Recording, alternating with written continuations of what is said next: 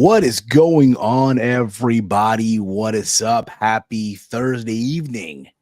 Yeah, like I said earlier in the beginning of Sad, that was not the only stream of the evening. We're here with another stream here. This is your debut episode of Impact Breakdown here on the Around the Point Network YouTube channel. We're also live over on Twitch and also over on X. So you have many places to listen to this or watch this, or however it is that you're enjoying your post TNA reviews and all that stuff. But what is going on, everyone? I am Steve, and this is CPeezy. What's going on, brother? What's up, Steve, man? TNA, we're back. Yeah, we're live. A historian, as I am, I would say. Exactly. You know, I felt like, you know, if we're bringing this show back, if we're bringing TNA reviews, I feel like, you know what? Let me bring in someone that is more familiar with the product than I was at one point. Because I'll be honest, once 2017 hit, I kind of like fell back on TNA. Like I stopped watching it. But it feels good to get back into the swing of things. I always said, I really wanted to get back into reviewing TNA or Impact, whatever, back when it was called Impact. Yeah. And when I started ATP, the network, it was one of the plans, but we just never really got the ball going with it. But now that it's 2024, and it just so happened that Scott D'Amore said, "Oh, we're back. We are back." I'm like, you know what? If y'all back, so are we. Right. So are we. But what's going on, everyone? Again, if you are new to the channel, hit the subscribe button down below. Give this video a big old thumbs up. Share it through social media. If you guys like to become an ATP channel member, it's only $2.99 a month, and you get all these special perks such as channel priority replies to comments in the chat. You get to be part of the ATP gaming roster. You get to take part in the special watch along that we do on the throwback. Bonus content as well and all that fun stuff. Only $2.99 a month. If you want to give us a super chat as well, it'd be appreciated too, and all that fun stuff. But without further ado, man, listen, man. And wait, we're not alone here, and we're joined here. He just finished doing a stream moments ago, and here he is. What's going on, brother? Yo. What up? Now you guys started early. Damn. Yeah. Well, listen, who would have thought they would have ended early? Who would have thought? Like, listen, I was expecting 10 p.m. It'd be over. Ospreay, Josh Alexander. They put on a banger, like, like the kids say, right? And I thought, all right, 10 p.m. It's done. Get the review going. Nah. 9:45, the match ends, and now comes Scott D'Amore, and he was on something, bro. He just cut the most passionate, driven promo that I've ever seen, bro. Like, just literally, it's like I worried for him for a second there. Like, bro, please, bro, your blood pressure. What's going on, Safet? What's going on, brother? That was his Triple H. This is NXT promo. Nah, facts. Big facts. I said this earlier. He was more passionate here than Tony at the beginning of every Dynamite or in between Dynamite and Rampage. Have you ever been to like a Dynamite show, right? Tony will come out before the show goes like and cut this fire promo to get people hyped up, whoever's there, of course. But yeah, man, Scott hit it out of the park with that one, even though I did worry for him a little bit. Gave me like those early ECW Heyman vibes, like when they're about to get kicked off the air and he's just like going off about everything. Yeah, you know what? That's a good comparison. The way his cadence too is like, yeah, I could see that. Yeah. You could tell that he is a very passionate person. A fan of I wanted to run through a brick wall after I heard that. For real. Honestly, I ain't gonna hold you, bro. Listen, a little more. Listen, I will put my shorts on, go right back to my gym. Listen, I have to be at work at 4 in the morning. All right. That's why we're starting early. That's why. I'm about to get on the treadmill real quick. I'm about to incline that shit to 10. Oh man. It's over. Let's fucking go, man. Absolutely, man. But overall, listen, I thought this show, again, you're talking to someone who hasn't sat and watched a full episode of Impact or TNA, whatever you want to call it, right? And God, how many years, right? back in the day on this channel, back when it was just Heel Steven, and back in like 2013, 2014, 2012, I used to review Impact. I used to review it. I was one of those. Review it every single week. I used to grab the old iPhone here, record, upload. That was it, you know? And along the way, I just stopped watching. You know, it also comes down to there's just so much shit out there, you know? Sometimes you just don't have time, you know? And I did say this to you earlier, you know, Romeo, you weren't here, but when we started, you know, ATP Network, one of the goals was to really, you know, get back into the swings of Impact, you know? And when Scott D'Amore said we're back, so are we. Okay, let's get this ball rolling. I thought tonight's show, bro, was a home run. It was the reboot. And you felt it. Like, you really felt like, all right, this is the restart. And all I hope as a viewer, as a returning fan, they continue this momentum. You know, they continue it. Granted, I don't have Access TV. You know, I don't have access to access. Nope. Exactly. Hey. Me neither. Do you have a CPeezy or no? I got it. Oh, you but do? The weird thing was that the Fight Network app was ahead of the actual cable app. It was so That's weird. I was like, what the heck? I never had that. For me, so I signed up for their channel. I'm a part of their members tier on their channel. I saw 99 cents a month. Yeah, so I'm like, all right, I'll join this, right? Why not? Nah, but I'm like the big, I'm like the ultimate one because all right. Because the thing was, because the thing is too is, all right, the goal is to eventually even do like, you know, the throwbacks and all that stuff, right? Yes. And do like TNA watch alongs too, like from retro shows, right? So I figured, all right, might as well, right? And turns out that, you know, like Romeo, you discovered, they don't start Impact on the YouTube till like 30 minutes after Impact airs on Fight TV, on the Fight Network or on Access TV. I'm like, what the fuck is this? What are we doing? You know, which is, you know, not convenient if you're a content creator, like to be behind. It's not. No, it's not. Well, I will say though, I do commend them for uploading their photos on social media. I do commend them for that. They know, you know, at least, you know, they upload the photos. It's in 4K. So if you want to grab for thumbnails and all that stuff, go right ahead. Unlike the other company, you know what I mean, who you can't even click on the photo on their site. They won't even let you save the photo or anything. Oh man.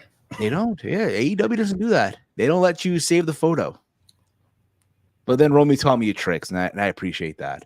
I really, really do. Sure. Same. I don't have Access TV. This is from Safet. But CPeezy, what was your overall take on the first episode back? You know, TNA, we're back. What did you take, bro? Yeah, I think this was like an okay episode. It was pretty good. I thought of this episode more like almost like Hard to Kill Part 2 in a way, because I mean it's the same venue, with some new matches added to it.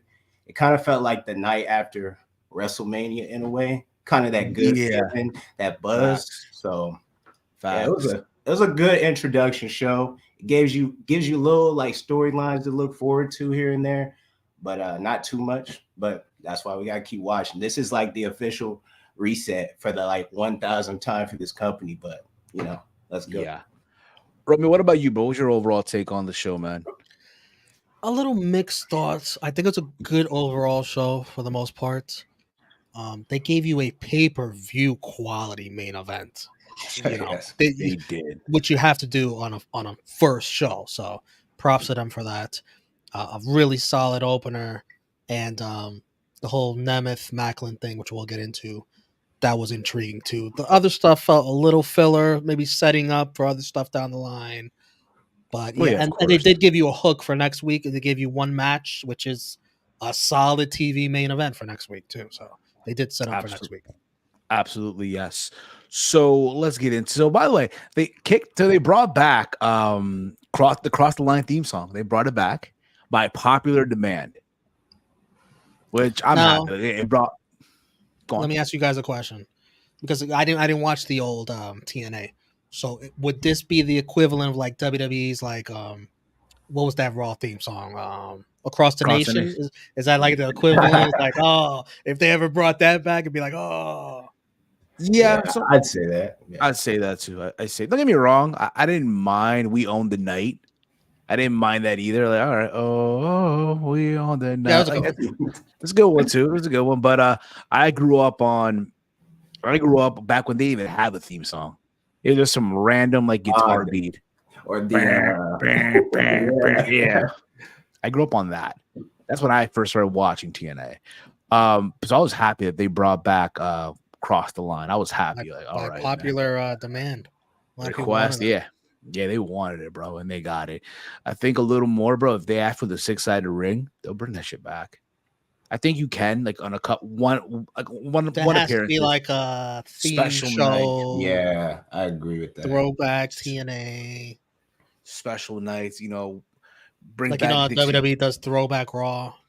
Yes, bring back Dixie Carter. Yeah. Why not? Oh, you are Bring back. obsessed with Dixie. You Yeah. miss her, don't you? We need the Dixieland match back, everybody. We need the Dixie Train, bro. We need the Right. Wait, what? Dixie Train. Dixie Train.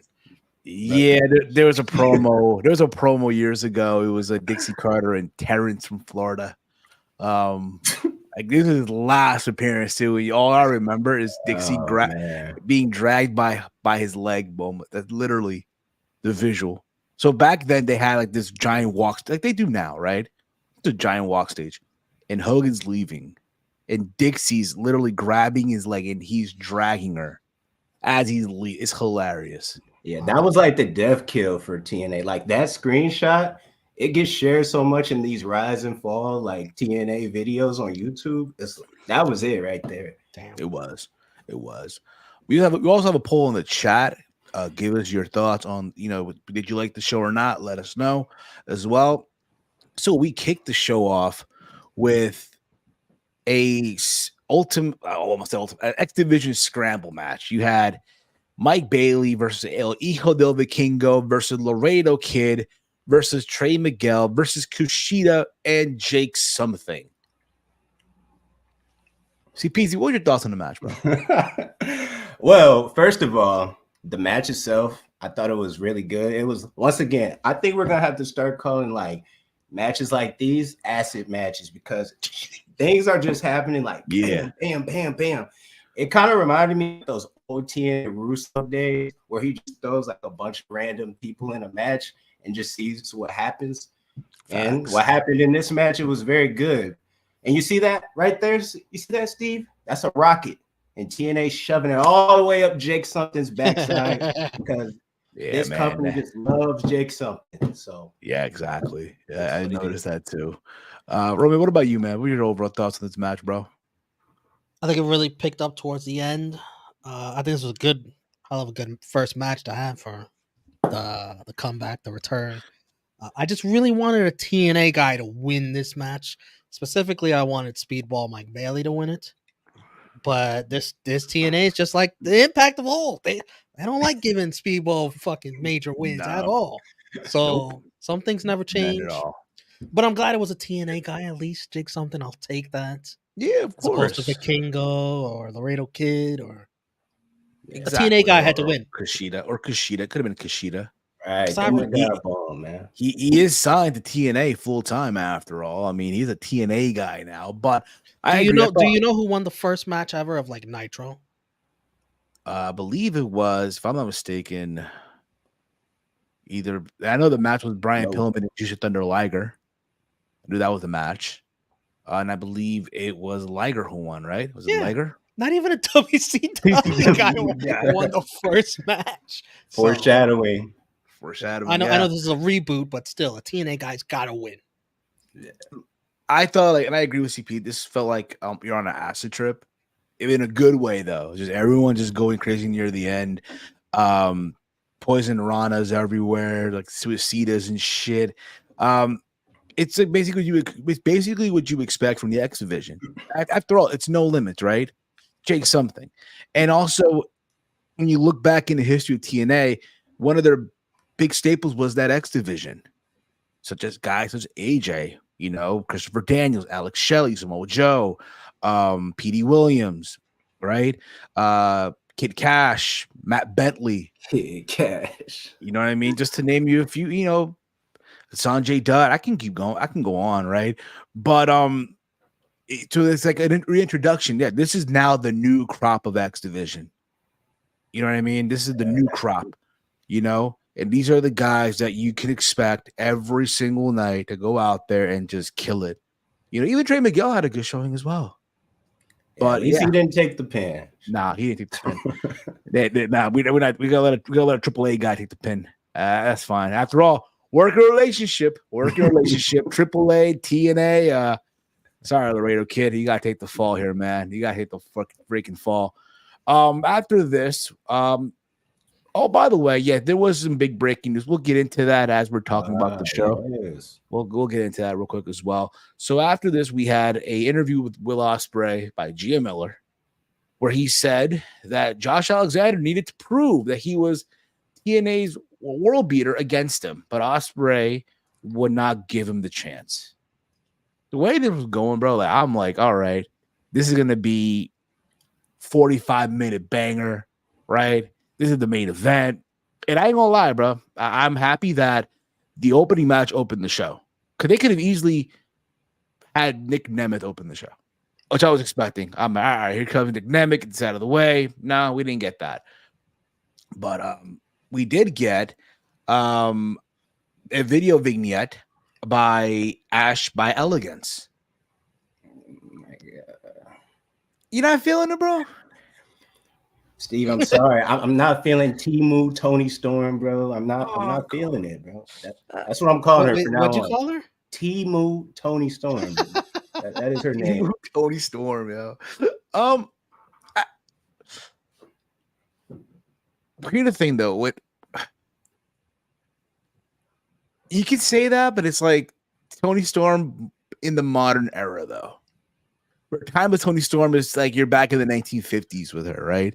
Yeah. With Ash by Elegance, I think SP3 said this on Total Nonstop Blunts. Ashley's a real. Isn't that a great name for a show? Total Nonstop Blunts. Yep. I said this in the chat. For every time Will Ospreay says "bruv," take a hit of the blunt. Every time it says "bruv," Ash is the real name, right? So it's like, you know. Listen, I said this too. No, the name is fine. Yeah, the name is fine. It's the that's what CPeezy is saying. Yeah, like you have to find a way to stand out. These vignettes aren't bad, right? I feel like you're trying to sell me a perfume almost. Like it's like remember Rick Martel back in the early 90s? Oh yeah. Arrogance for Men. That was a great heel to me as a kid watching. Yeah, he was. I ain't gonna lie, bro. Like even to this day, like bro. Imagine like, this arrogance for men, just with the freaking thing. Yeah, bro. Like that kind of the vibe I was getting with this a little bit.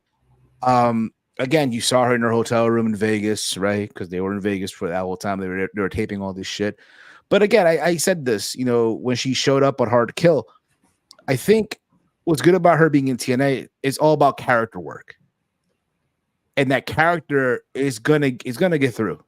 It's gonna shine. Now the ring work, we'll see. Time will only tell on that one.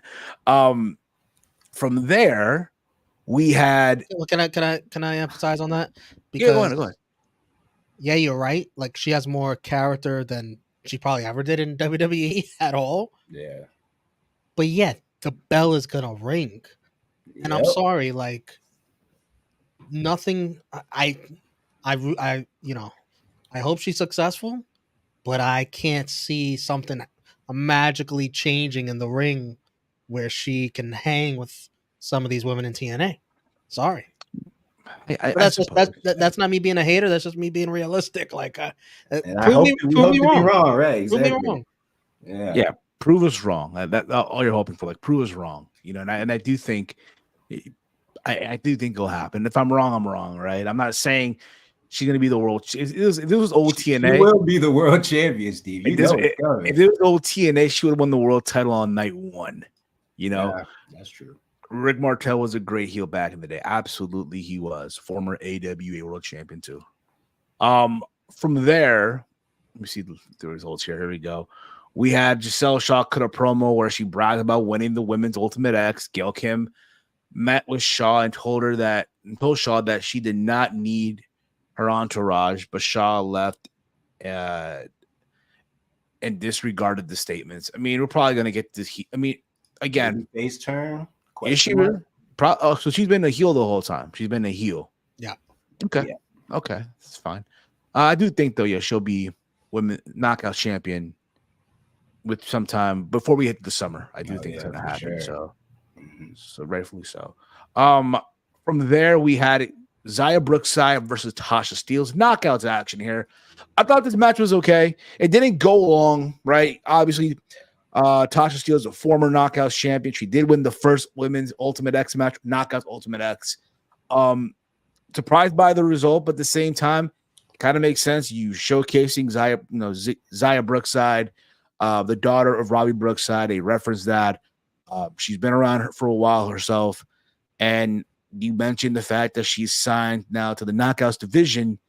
So it makes sense in a way. Hey, she gets to win right against a former Knockouts champion, build her up, give her some momentum, and we'll see where we go from here.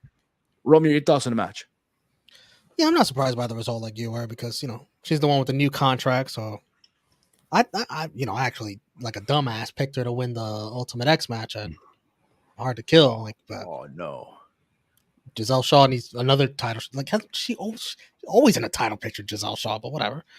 So, but no, this was fine, That's fair enough. Fair enough. What about you, CPeezy? Yeah, I mean, it was an all right match. TNA, typical lollipops and gumdrops, women's baby face. They love that. You can see it in their history. Allie, Velvet Sky, those real happy type women. I mean, we're over here saying Giselle Shaw is going to be Knockouts champion. I wouldn't be shocked if by Slammiversary time they give this girl, Xia Brookside, the Knockouts title, to be honest. Could very well be. Could very well be. I'm not saying that's not in the realm of possibility, but it is. It really is. So we'll see how we get to there. They did show a video of Joe Hendry. Basically, he took out DJ Who Kid and put him in a trash can. I thought it was, a little funny. I mean, listen, I know a lot of people were not happy with the idea of him being attacked by Top Dollar on Top Dollar's first night in, being that it's hard to kill, right? It's TNA's pay-per-view back, and we had nothing for Joe Hendry. Nothing. Except he getting choke slammed by the Cheez-Its champion. The Cheez-Its champion. What are we doing, right? But at the same time, if you want someone to at least make it watchable, right? A program with Top Dollar is someone like Joe Hendry. Considering they both have the music background, I'm fine with it, right? Yeah. How do you feel about that? Perfect placement for Top Dollar. You don't want to see him coming to TNA and we got this guy going after Josh Alexander. That's just that's the stuff that lowers the credibility of it. So perfect placement for the character that they're bringing in. And let's not have him go any higher than that unless he's blowing everybody away, then proceed to do what you do. But I think this is the right spot. Oh, absolutely. From there, Robbie, anything you want to add about that? Anything you want to add? I don't want to talk about no Top Dollar. in the mud. Okay. Bill Hendry's in the mud messing around with Top Dollar. You kidding me? Actually, you know what I would like to see though? Put Top Dollar in the X division. And that would be the most hilarious. That's a good gimmick. That's a good gimmick. I'm gonna prove you guys wrong. I could flip flop with you guys. Exactly. You want to call me Flop Dollar? Watch this. Let him climb the cable. Oh my! That's a great gimmick. That's a genius idea. And who does he beat? What does he beat? Oh man!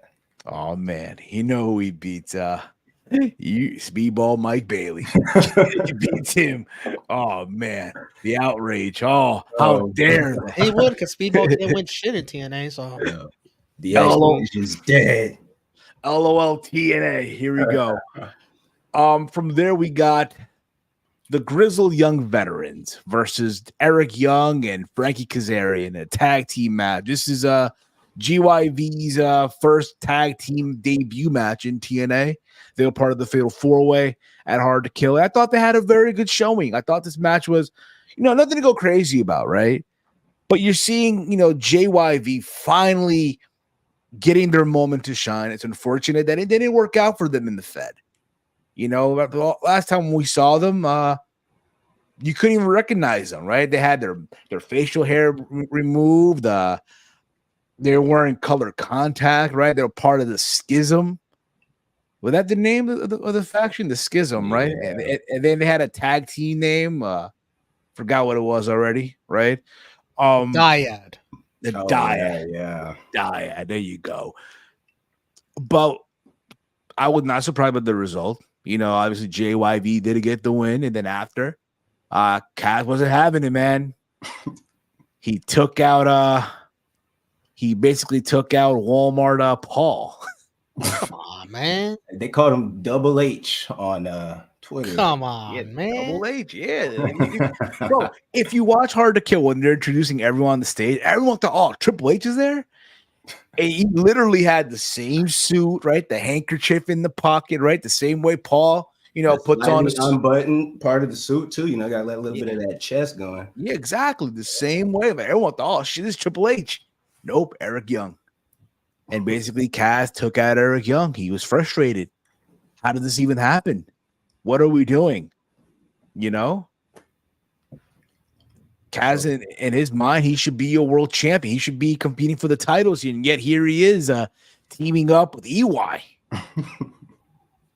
I'll never forget, bro. Years ago, everyone said it back in 2015, 2014. Oh, Psycho EY, the best heel in wrestling. I'm like, okay. All righty. I'll never forget it, yo. But, Romy, your thoughts on the match, bro? GYV had to win.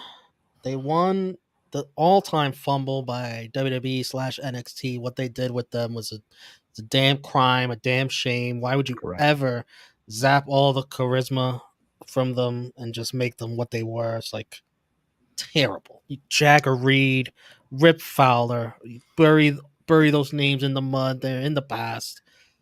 Move on. Beat GYV again. And here it starts. And on the road to ABC. GYV and ABC, which they call him out after the match, talking to the cameraman. And as for Kaz and EY, like, Kaz is the one that cost EY the match. So for him to be upset after, it's hilarious and classic heel shit. But whatever. You know, I'm not all that enthralled with Kazarian to begin with. So if you want to turn him heel, fine. I already can't stand him, so fine. Really? I've heard people say like he should be like they want to see him like world champ again. Like what? Who wants to see that? I don't want to see that. Listen, all I want him to do is coach at the PC. All I want to see him do be a coach at the PC. Oh man, that'd be perfect place for him. I got more love for EY than Cass. Let's just put it like that. Fair enough. Steve, do you remember in like 2008, like Kazarian, they thought this guy was like next AJ Styles. He was like feuding with Christian Cage and all this. That match with Kurt Angle, dude, for the world title. For the world. This was before Option C. This was before Option C was even a thing. Yeah. I think they had like a King of the Mountain Ultimate, like an X Division like King of the Mountain or something. Or it was like a tournament. I forgot what it was. It was on an episode of Impact. Yeah, tournament. Kaz won, and then he got a shot against Kurt Angle, right, for the world title.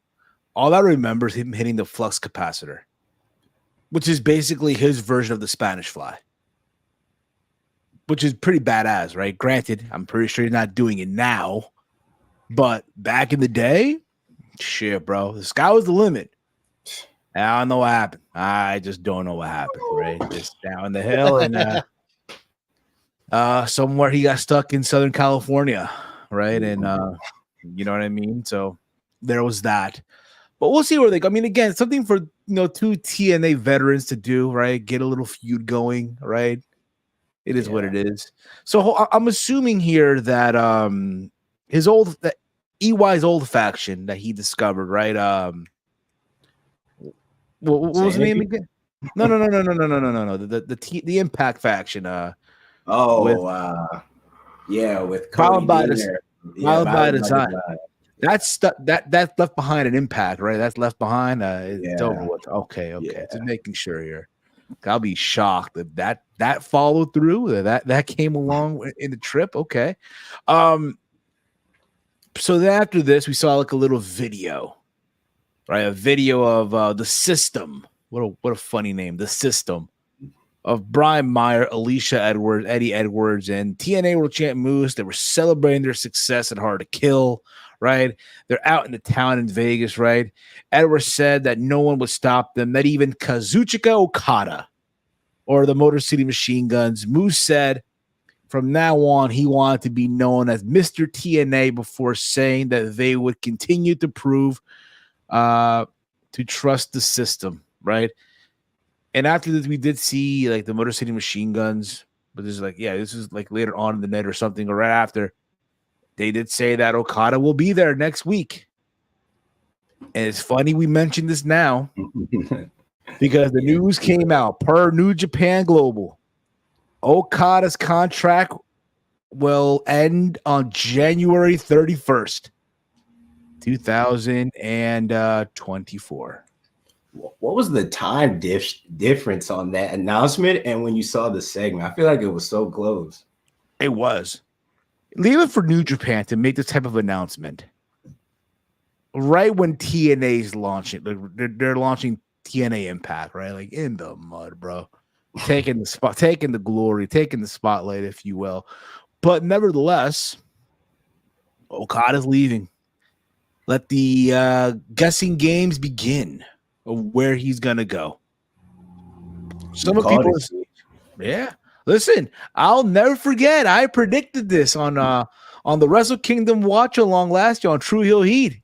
I said, "Hey, he might have one Wrestle Kingdom left in him," and everyone was dragging my name through the mud. Oh, Steve, what are you talking about? Well, I'm not saying that happening. We don't know yet. I mean, he could end up in AEW, right? Still be able to work New Japan, which is not a bad, not a bad deal. I'm sure Tony will throw him the bag and hug him on the press conference, right? Media scrum. Or maybe, like Chase would say, want to take the risk here, you know what I mean? Test himself, not be afraid of the grind, and head over to up north Connecticut. You know what I mean? There's so many scenarios for him right now. It's interesting. Or he could just end up in TNA for all we know, right? And, again, there's so many scenarios, right? At this point, all I'm going to do is just sit back, let the shit play out. And my only question about that is, like, did New Japan release a statement when Will Ospreay announced that he was gone, or was it just like his contract ended, he's just done? No. And nah. Right. So no, they didn't release a statement. So let's say Okada does go to an Impact or an AEW. I mean, they still have the working relationship. So is it really worth making that announcement unless he's going somewhere that doesn't have the relationship with New Japan? I just think Okada means so much more than Will that's Ospreay true too. Yeah. He's like their Roman Reigns right now. That's like them. And it sucks for New Japan. Like, bro, you're losing Will Ospreay, you're losing Okada. Yeah. And if you're a fan of the Japanese wrestling period and that realm over there, you're also losing Julia soon. Like, you're taking a hit. The Japan's taking a hit, and New Japan Pro Wrestling posted a statement here. Kazuchika Okada will be leaving New Japan Pro Wrestling after the conclusion of his contract on January 31st, 2024. We apologize to fans for the abrupt nature of this announcement, but join them in wishing Okada the very best in his future. As the New Beginning series begins this weekend, Okada will appear on February dates on February 11th in Osaka and February 23rd and 24th in Sapporo. Changes will be made to forthcoming cards with the announcement to follow. We appreciate your understanding and continued support. This is Okada's statement. I have nothing but gratitude. Granted, this is translated from Japanese to English, right? For having been a part of New Japan Pro Wrestling since 2007, and for NJPW bringing me from a 19-year-old kid off the plane in Mexico to the rainmaker I am today. Thank you for the best. Thank you to the best of companies in NJPW, the best of opponents that I have been able to face here, and to the best fans that have cheered and booed over the years. I promise to make it rain every match I have left. So keep watching. Keep watching or just watch? Keep watching. Just watch. Just watch. Hey, Romeo. Just watch. Hey, Romeo. Hey, Romeo. Just watch. I know. I know. It's not. I can't do Paul. I know Paul will be mad if you hear me say do that. What's going on? Everything pro wrestling. What's going on with you, brothers? But let the guessing game begin. Let the assumptions begin. Let's see what happens. I've got it all figured out for Okada. I've got it all figured out. I think 100% he's going to AEW, 100%. But I don't think it's going to be for long.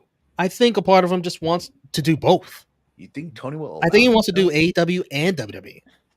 You think Tony will allow it though?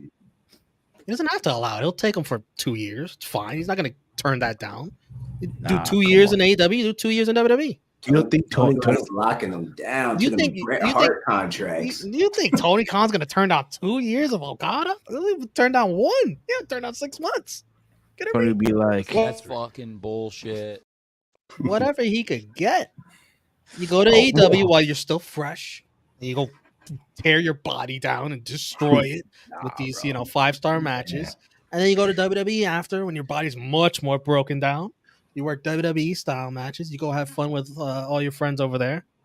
And then you go back to New Japan, where hopefully in 4 years, maybe 4 or 5, those young lions that are now superstars. Shota Umino, Ren Narita, Yota Tsuji, Yuya Yamura. Stop with the Steve Aoki, you racist. Yo. You hope all four of them have reached the level that is worthy of facing Okada. So Okada could come back and whoop their asses one by one. I think that's the plan for Okada, and it's a great plan. A great plan.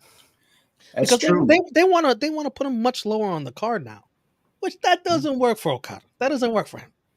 So go to the States and be at a much higher spot on the card where they're going to treat you like gold.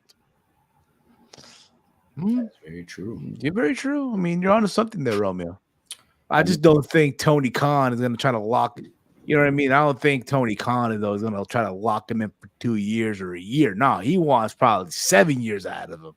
Knowing that it's Okada, oh shit, bro. You would turn, if you're Tony Khan, you're gonna turn down 2 years of Okada because he said he just wants to. You gonna turn that down? No, you're not. Yeah, he's not gonna turn that down. No, you are not. Well, I think it's also worth mentioning. You can do a lot in 2 years. It's what he wants to, though. He wants to also stay in Japan. He did say he wants to still live in Japan. Oh, okay. Which is still another thing to consider as well. So yeah, AEW. Yeah, possibly. We don't know yet. Who to say? Paul and and his team finds a way. And listen, man, dual citizenship, man, dual citizenship. Your kids can come to school in America, get the best education in the world. Yeah, go to the best colleges out. Again, we don't know. We don't know. I think it's just best if we just sit back, relax, and then just enjoy the ride, and just go on Twitter and just every single day hear news and peer assumptions and all that stuff and enjoy the ride. Speaking of someone who's enjoying the ride, Nic Nemeth came out to the ring and made his TNA TV debut. Nemeth said that he was intimidated and excited for his next venture. Nemeth said that he was eyeing the TNA world title, but said that he respected the people in the locker room to just demand a title shot off the jump and was looking for a fresh start. I respect that, because any other former WWE guy over the years, bro, will cut the line, bro. TNA would just let them just cut the line. You get a title shot. You get a title shot. It's okay. They'll probably lose the first match in, but still, you kind of get the idea, right? You get how that works. Out came Steve Macklin. Steve Macklin came out, and again, they were like, we have a lot in common. I was there too, man. A couple years ago, I got let go, and I landed here, right? After all, you almost forgot he was a forgotten son. Oh man, he was a forgotten man. Nic Nemeth was like, Nic Nemeth was like, we were coworkers. What? He's like, yeah, brother. He was like, yeah, brother. Yeah, good. Yeah, and he was actually clapping too, like, yeah, okay. And then he started calling him a phony. He called Nic Nemeth a phony. He said, "You're not in it. You're just in it for yourself." He's like, you know what though? Years from now, they're not gonna ask about what happened to Nic Nemeth. They're like, oh, remember what happened to Dolph Ziggler? Bang. And then they went at it. And obviously Nic Nemeth got the upper hand because, of course, he would be former WWE guy. You want to give him the momentum, right? Hit the zigzag, what they're calling the danger zone. They're calling it the danger zone. He's in the danger zone. That's what they called it. Right? Okay. The danger zone. And that's how they ended. I mean, listen, him and Macklin be the first program. I'm fine with it. Again, it's a former world champion, right? Could Steve Macklin, is he gonna be able to tag him, bag him, and what's the other part of that whole phrase? Stack him away. We'll see. But overall, I enjoyed the segment. Again, you could tell Nemeth was a little nervous there for a little bit, and he felt the magic that is TNA. What about you guys? What your thoughts of the segment? Go ahead, CPeezy. Oh, okay. I thought the segment was pretty good. It was like your paint by numbers new guy coming into TNA promo, but it wasn't like a bad thing or anything like that. It's so unfortunate though, man, because I don't know what did Steve Macklin do. I don't know if he drunk the Canadian Dry that Scott D'Amore was drinking and spit in it. I don't know what this guy did, but Steve Macklin has to be the first one to get served up to Nic Nemeth. Like, come on, man. Like, I rock with Steve Macklin. Like, this dude is like I'm just so confused because he's not winning this. But you know what I will say though is, aside from that complaint, these two guys going at it in a match, it's gonna be chef's kiss because Dolph Ziggler, Nic Nemeth with guys like Steve Macklin, he's gonna bump his what off for Steve Macklin's, and it's gonna look really good. So I look forward to the matches, but the premise of why it's happening, like we're just using him as the fodder, is not a fan. But overall, the promo segment, it was good. Yes. Yeah, I enjoyed the promo too. I'm with you, CPeezy. Like, I like Steve Macklin. I really do like him, and but it's similar to like Mike Bailey. Like, we loved him in Impact, and here we are in TNA. It's like, oh, same old, same old. You guys are gonna keep losing, just so you know. Damn, but Nemeth, he got a little annoyed with that crowd. I don't know if you noticed. Yeah. Some of these wrestlers out there, they don't like when you chant, you still got it. I never lost it, brother. And you mentioned it twice, like, I never lost. Like, what is you saying that I lost it? Like, well, you haven't been on TV in God knows how long. I understand. That's true. So that means there's less wear and tear on him. People forgot that he was NXT champion. They don't remember the match with Braun Breaker. Like, come on now. I mean, he was mentioning like how long he's been around. It's like, wow, he's been around that long. That's true. But he doesn't have that wear and tear. He doesn't have that crazy bump card. He doesn't look his age. Yeah. Like, he could still go with the best of them, with all of them, and for many more years if he wants to. Exactly. I enjoyed this segment. Steve Macklin can talk on the mic a little bit, so I like hearing that from him. And like CPeezy said, man, that match, whenever it happens, gonna be a banger. Gonna be a banger. Yeah, it is. It absolutely will be. It will be. And I cannot wait. Cannot wait for that match to see where's Nic Nemeth in the spectrum here and all that stuff. So from there, we got Jay Vidal. He cut a promo. Basically, out came PCO. My boy, PCO. PCO came out. Yeah, your boy. and made quick work out of Jay Vidal. Quick work out of him. Like, you know, after all, you know, he did get his win at Hard to Kill, and now here he is making quick work. As he should. As he should. Because, as he should. Where's he going to go from here? I don't know. I have no clue. But, hopefully to the world title. Hopefully he squashes Moose in like 5 seconds. Oh, chef's kiss.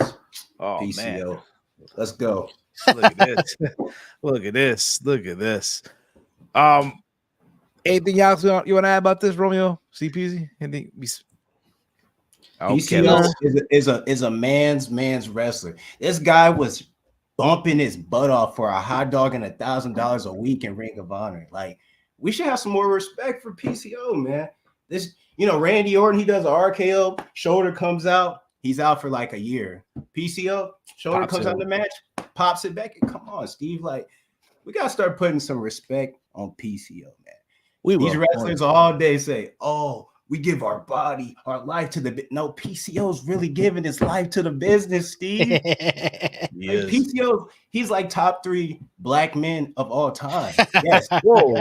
Yeah, PCO is in. We took him in the community, Steve. Malcolm X, MLK, PCO, goats. And Cody, though, we're at it. Cody Rhodes. He didn't even cut a promo on MLK Day. We don't claim him. That is true. That is true. I was like, oh, in the mud. What was this? From there, we got the like I mentioned before, they had the Motor City Machine Guns cut a promo on promising Okada. Okada said, "I'll be TNA next week." So there you go.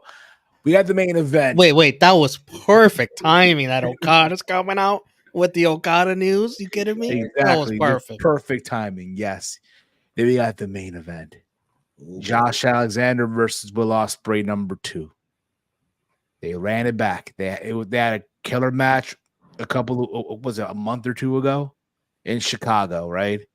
Yeah. Here they are in Vegas, running it back. Who won that first one? Ospreay, I think, did, right? Yeah, Ospreay. So they had to run it back, right?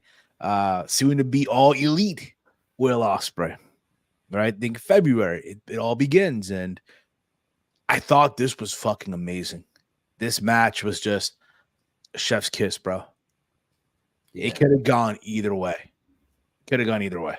Right? Just the crazy spots, the spot with the table.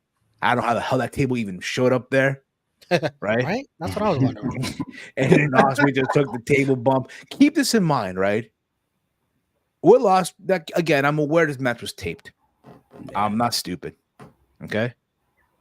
But the fact that the day before he had that banger with Okada in San Jose, and now here he is against Josh Alexander, bro. It's insane, dude. Fucking insane.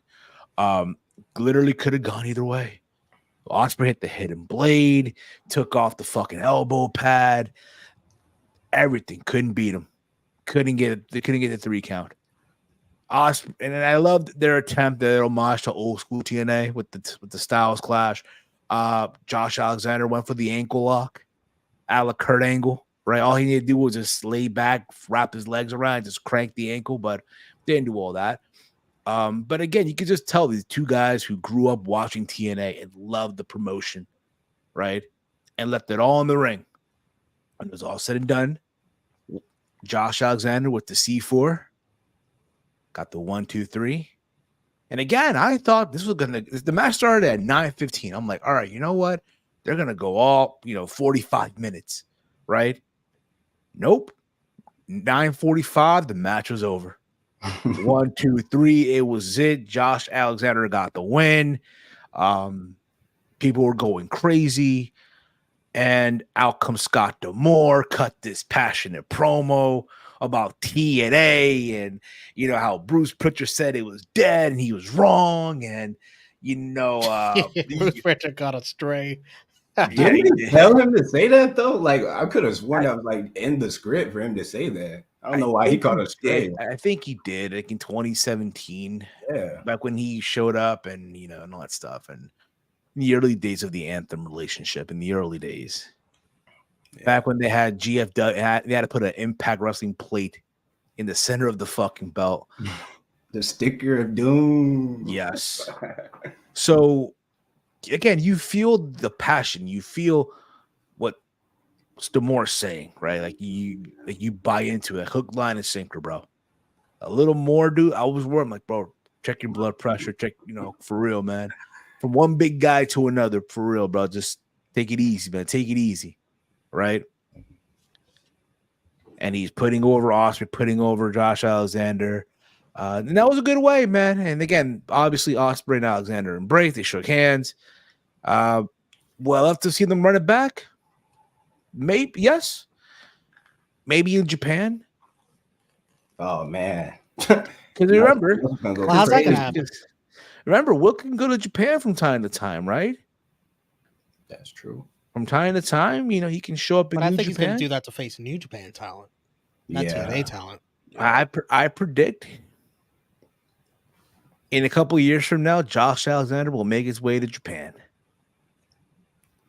He's going to be fully in New Japan?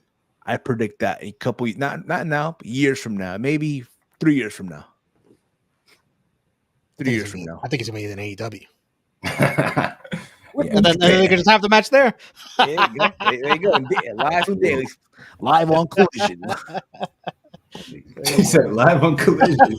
That's the funny thing. It's probably going to happen on Collision too. That's And they'll start the match at 9:20. Yeah. Yep. But it was fucking beautiful though, bro. It was a chef's kiss, dude. Yes. CPeezy, your thoughts on the match and everything that went down, bro. Your thoughts, bro. Yes. The match was incredible. I think it was better actually than the first match that they had. That's probably due to time bearing. What I really wish though Were is they similar that, lengths? no, I think the first one started at 9:30 or 8:30 for me on the dot. This match definitely started way ahead of its time, but it probably would have been the same time, right? Because it ended at 45. Right, so it ended early, yeah. Yeah, so I guess it's the similar match times. But yeah, it was very good. I want to see this match on a pay-per-view. And I know that TNA can't book this or couldn't have booked it due to like scheduling conflicts between Ospreay and Alexander. But these two need like uninterrupted 45 minutes just like slugging it out. Nah, man. bro. Like, You know what? You run it back an hour. oh yeah, fags. Just like Bailey and Alexander, didn't they like go an hour? And like didn't they go like 90 minutes on Impact at one point? No, that was Alexander and TJP. But yeah, Bailey and Alexander went like 45. Yeah, that's what they got to do. But yeah, and this match really just made me sit and realize, like, man, I wish Will Ospreay would have signed with TNA. I know why he didn't, money and bro, they were going to give him 7 figures. They were going to throw him the biggest payday, bro. Will Ospreay, dude, when you think about it, right? TNA was ready to give him payday. You want payday? And Ospreay chose Tony Khan, bro. Yeah, because he's also giving him a payday too, and he's a double payday. You know what else he's giving him? The main event at Wembley Stadium. Did they have that to offer? No, they did not. Batman bound for glory. Bound for glory. The main event Slammiversary. You get the main event, the Impact in the UK, man, in Wembley Arena. Not Wembley Stadium, Wembley Arena. Oh man. Yeah. I hope we get that back too, like those Maximum TNA episodes from back in the day. Yeah. I hope they bring those back. Fun. So back in the day, Impact to our TNA, we used to do shows in the UK, right? And they would sell out like those 5,000 seat arenas, right? Like the Wembley Arena, O2 Arena. They would sell it out. The Hydro in Scotland, right? Yeah. And on TV, it looked nice. Filled seats. You didn't have like the first 4 rows lighted up and the rest in dark, right? Every seat was full, right? Then they come to the States, it's like, bro, what the hell? You know what I mean? Well, because they don't ever get TNA, so they're gonna go crazy and show up. So something that comes around once every, who knows? Exactly. Romeo, your thoughts on the match, though, bro? Your thoughts? Outstanding match, probably my 3rd match of the year as it stands right now, following Danielson and Okada. Shingo and Mox, and then this. Outstanding. I never saw. I didn't see the first one. Unfortunately, I didn't get a chance to, but this was amazing. I was wishing it went longer, but fell a little short. So Scott D'Amore could come out and grandstand and give his emotional speech, and what a great speech it was. So credit to him. But even Ospreay was standing there like, am I a part of this TNA now? Like, okay, I guess I am. Two contract Will, bro. Two contract Willie. Willie two checks, if you will. But yeah, man, listen, overall, this was like, again, their first show back. I look forward to next week because, again, it makes you want to watch, right? Next week. And again, we're getting Okada next week. Ooh, we're getting Okada in a 6-man tag, player. And I think we're also getting Are we getting Nic Nemeth next week? No, right? Yes, Nic Nemeth against Zachary Wentz. Oh, not Steve Macklin, huh? Nah. That might be a sacrifice, or we'll see. You can main event with that on one of these episodes, man.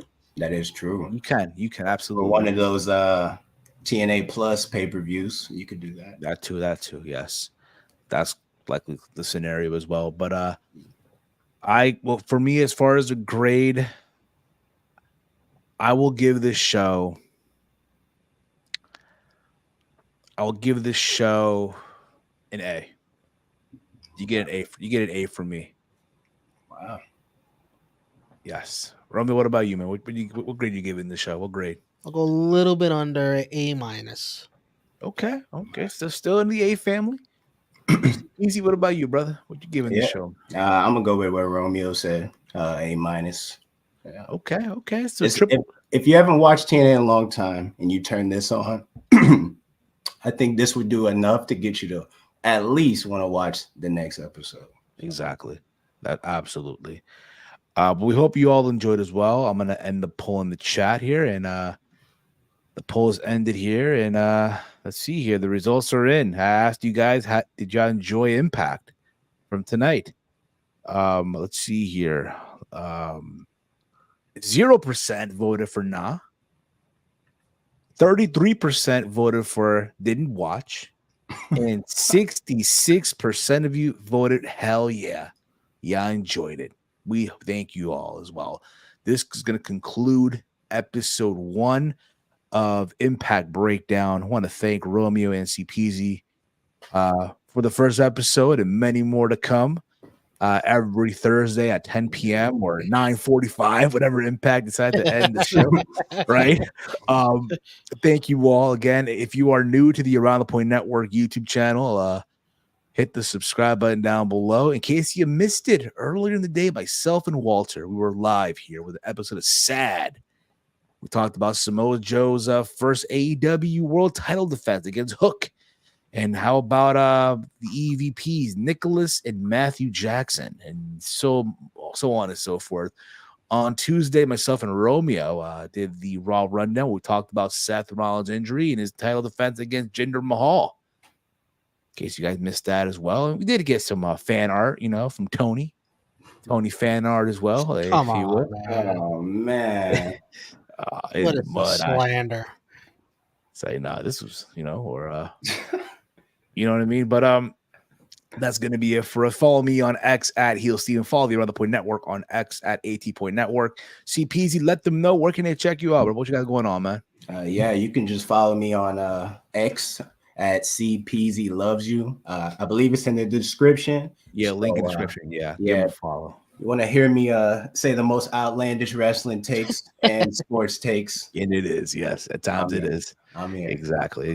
And of course, Romeo. Let them know what can they check you. What you guys got going on over there on True Heel Heat, man. For Romeo Anthony, all forms of social media, True Heel Heat Wrestling, True Heel Heat Sports. Like this weekend, watching all the divisional round football games. Come check us out. Join us for those. There you go, guys. Thank you all for watching. You guys have been awesome as always. We thank you all. For myself, for CPeezy, for Romeo, for the gang. This has been the first episode of Impact Breakdown here on the Around the Point Network. Peace out, y'all. TNA. Cross the line.